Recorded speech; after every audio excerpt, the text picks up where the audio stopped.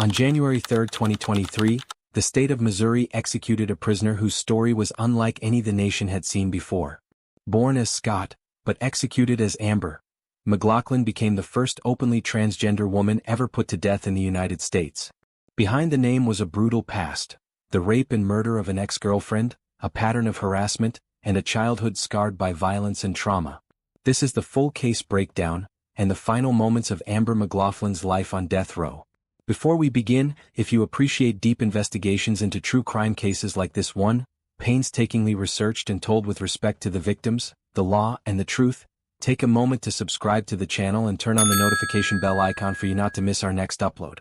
Amber McLaughlin, originally named Scott A. McLaughlin, was born in 1973 in St. Louis County, Missouri, into a household defined by chaos, violence, and profound neglect.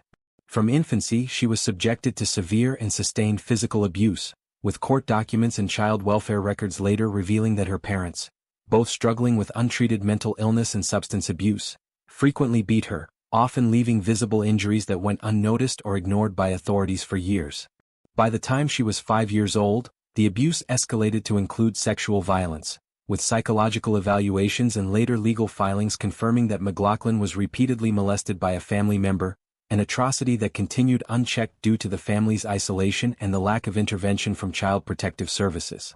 School records from her early years describe her as withdrawn, malnourished, and covered in bruises, with teachers noting that she often appeared dazed, unresponsive, or dissociative, classic signs of extreme childhood trauma. Her home environment deteriorated to such a degree that, by age 8, she was removed from her parents' custody and placed into Missouri's overburdened foster care system. However, rather than finding safety, she was shuffled between multiple unstable placements, some of which exposed her to further abuse and neglect. A 1982 psychological assessment, conducted during one of her foster placements, described her as exhibiting severe emotional disturbance, including self-harm behaviors and night terrors, with the evaluating clinician noting that she had no secure attachment to any adult and was acutely suicidal for her age. By age 12, McLaughlin had already attempted suicide at least 3 times, with hospital records from St. Louis Children's Hospital documenting incidents where she overdosed on medication and slit her wrists.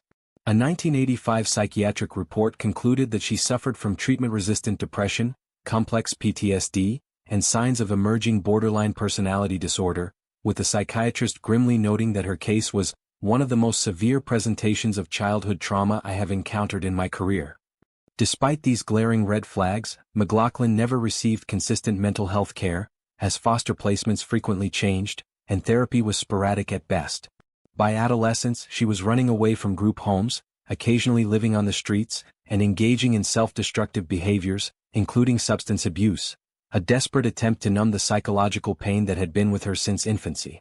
Years later, in clemency petitions and appellate filings, her legal team would underscore the catastrophic failures of the systems that were supposed to protect her, stating, "Amber was a severely damaged child long before she became an inmate, failed by her family, failed by child welfare, and failed by a mental health system that ignored her screams for help until it was too late." This foundational trauma would shadow her for the rest of her life, with forensic psychologists later arguing that her inability to form stable relationships, chronic suicidality, and impulsive aggression were direct products of a childhood that offered no safety, no love, and no chance for recovery. As Amber McLaughlin transitioned into adulthood, the scars left by her chaotic and abusive childhood began to dominate every aspect of her life. Diagnosed with borderline intellectual functioning, brain damage, and suffering from major depressive disorder, post-traumatic stress disorder, and likely fetal alcohol spectrum disorder, Amber struggled to maintain a stable existence. Though assigned male at birth and known in earlier records as Scott A. McLaughlin, Amber would later come to identify as a transgender woman. But during her adult life prior to incarceration, she had not yet begun her transition. She was dealing with overwhelming emotional dysregulation, mood instability, and extreme attachment issues, all of which would later be linked to her deep psychological trauma. Amber's criminal record began to build in her 20s. She had been convicted of sexually assaulting a 14-year-old girl in the 1990s, an act for which she served time and was subsequently labeled a registered sex offender. That conviction cast a long shadow over her attempts to reintegrate into society. Every job application, every social interaction, was clouded by stigma, and by Amber's own mental deterioration. She struggled with impulse control, paranoia, and feelings of abandonment, which she could not process in a healthy way. It was during this unstable period that Amber met Beverly Gunter, a warm, intelligent, and compassionate woman in her 40s. Beverly worked at a technology center in Earth City, Missouri, and was known among friends and co-workers for her generous spirit and willingness to help others, even those society had cast aside.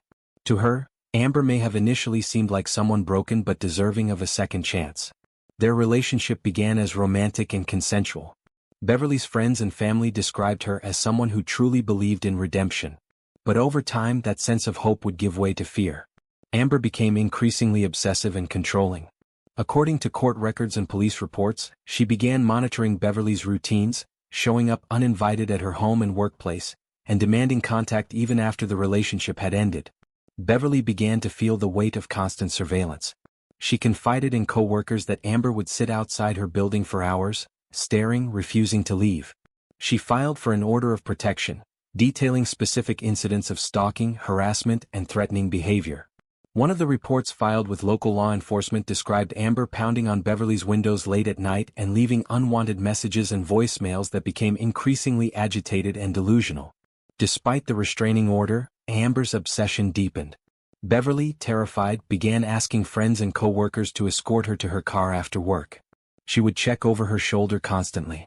According to later court testimony, she told one colleague just days before her murder, "If something happens to me, it's going to be Amber." On the evening of November 20, 2003, just as dusk fell over Earth City, Missouri, Amber McLaughlin positioned herself outside the office building where her ex-girlfriend, Beverly Gunter, worked. Despite a restraining order issued against her earlier that year, Amber had returned again, uninvited and unnoticed, cloaked by the dark in her own obsession. According to court testimony and police reports, Amber had been stalking Beverly for days, lurking near her workplace, watching her routines and waiting for a moment when she would be alone. That moment came around 6 p.m., when Beverly left her office and began walking toward her car in the nearly empty parking lot. It was then that Amber emerged from the shadows. Based on forensic evidence and later confessions, Amber confronted Beverly, who likely tried to flee. A violent struggle ensued. Witnesses later recalled hearing a scream, but by the time anyone responded, it was too late. Amber forcibly abducted Beverly, dragging her into her own car and driving off into the night. What followed was a horrifying sequence of violence.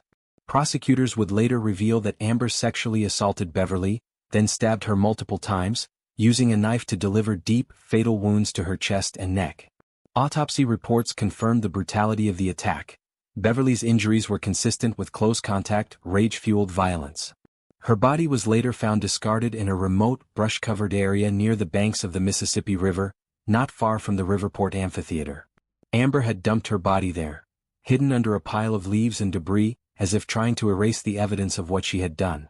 When Beverly failed to come home that night, her neighbors and loved ones immediately grew concerned. By the next morning, police were contacted. Upon arriving at her office, investigators found a disturbing scene: a broken pair of glasses, a bloodstain on the sidewalk, and drag marks leading away from the building. Surveillance footage showed Beverly leaving work, but never reaching her car. The evidence pointed to a violent confrontation. Police quickly issued an alert, and within hours they found Amber driving Beverly's car. During interrogation, Amber at first gave inconsistent answers. But under pressure, she eventually confessed to the killing and led investigators to Beverly's body, providing precise directions to the wooded area along the river. Crime scene photographs, too graphic to display without warning, showed Beverly's lifeless body lying face down in the brush, partially decomposed, her clothes disheveled, and her wounds still visible. The scene was so emotionally overwhelming that several first responders reportedly needed counseling afterward. One officer recalled, "It was clear she had suffered. She was terrified in her final moments. You could see it in the way her hands were positioned, like she tried to protect herself." News of the murder spread rapidly. Local newspapers ran headlines like, "Woman found slain near Mississippi River," and "Ex-partner confesses to brutal Earth City murder." Television stations broadcast footage of Beverly's office building cordoned off with yellow crime scene tape. Beverly was remembered in candlelight vigils as a gentle, generous soul, a woman who had opened her heart to someone she believed she could help. Instead, she became the victim of one of the most tragic and violent crimes in recent Missouri memory. Amber McLaughlin's confession sealed her fate. After her arrest in late November 2003, Amber McLaughlin, then still identifying legally as Scott A. McLaughlin, was formally charged with first-degree murder, forcible rape, and armed criminal action, in connection to the horrific killing of her ex-girlfriend, Beverly Gunter. The prosecution built its case on overwhelming forensic evidence, including blood found at the crime scene, Amber's own confession, and her guidance in leading authorities to the location where she had dumped Beverly's body near the Mississippi River. More damning still were the harrowing details unearthed during the investigation, that Beverly had sought protection from Amber via restraining orders, and that she had voiced fears to friends and co-workers about being stalked. The trial began in 2006 at the St. Louis County Circuit Court, and it quickly captured local media attention. Prosecutors described Amber as a predatory and obsessive ex-partner who turned violent when she could no longer control the woman she once claimed to love. The court heard painful testimony from Beverly's loved ones about her fears and the emotional toll the harassment had taken. Medical examiners testified about the gruesome nature of Beverly's wounds, multiple stab injuries and signs of sexual assault, which painted a picture of an especially brutal and personal crime. The defense, meanwhile, did not deny the killing.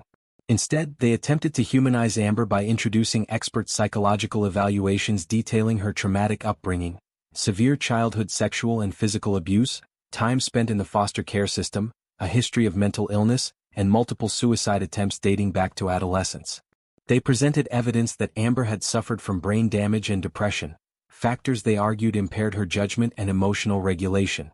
When it came time for sentencing, the jury found Amber McLaughlin guilty on all counts. But the process took an unexpected turn during the penalty phase, the phase where jurors must decide between life imprisonment without parole or the death penalty. After hearing all the evidence, the jury could not reach a unanimous decision on the sentence. In most U.S. jurisdictions, a deadlocked jury at this stage would automatically result in a life sentence. However, under Missouri law and only in one other state, Indiana, if a jury is deadlocked during the penalty phase, the trial judge is permitted to step in and make the final sentencing decision. In a highly controversial move, Judge Stephen Goldman opted to impose the death penalty, citing the heinous and calculated nature of the crime, the victim's suffering, and Amber's prior history of violence and harassment. This decision sparked significant backlash from death penalty reform advocates, who argued that a person's life should not hang on a judge's personal ruling, especially after a non-unanimous jury. Amber, who sat quietly through most of the proceedings, reportedly showed little visible emotion when the death sentence was announced. But her defense team condemned the ruling, calling it a grave injustice, and immediately began preparing for appeals. In the years that followed, they filed numerous petitions citing due process violations, mental illness, and juror indecision, but Missouri courts consistently upheld the sentence. From that day on, Amber McLaughlin was transferred to the Potosi Correctional Center and later to the Eastern Reception Diagnostic and Correctional Center in Bonne Terre, where she remained on death row for nearly 2 decades, waiting, litigating, and eventually beginning her gender transition while behind bars. Her legal journey was far from over, and the battle for her life would continue right up until the very end. While serving her sentence on Missouri's death row, Scott A. McLaughlin began a profound and deeply personal transformation, one that unfolded quietly behind prison walls but would ultimately define her legacy in U.S. criminal justice history. Struggling with lifelong gender dysphoria and inner turmoil that had remained suppressed through years of trauma, violence, and incarceration, Scott began the complex process of gender transition, first by acknowledging her identity to mental health professionals within the prison system, and eventually by requesting access to hormone replacement therapy. By the late 2010s, Scott had formally begun using the name Amber McLaughlin, a change documented in official Missouri Department of Corrections paperwork, where she requested to be referred to using she/her pronouns. These changes were reflected not only in medical logs and psychological evaluations but in her legal correspondence and clemency filings as well.